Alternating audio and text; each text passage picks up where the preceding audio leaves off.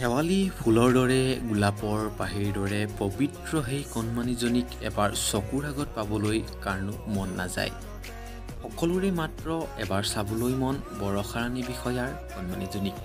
আৰু সেইবাবে পতিৰ সৈতে চাবলৈ গৈছিল অসমৰ জনপ্ৰিয় অভিনেতা যতীন বৰা আৰু তেখেতৰ সহধৰ্মিনী।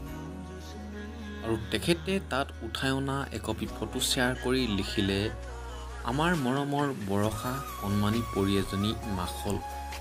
আজি ভাস্কৰ বৰষা মাইনাজনীৰ লগত কটোৱা কিছু ভাল লগা সময়।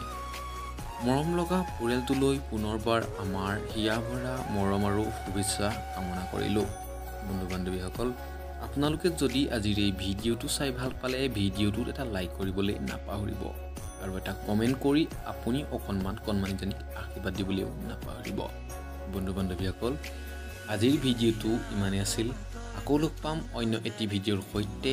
তেতিয়ালৈকে এৰিলোঁ।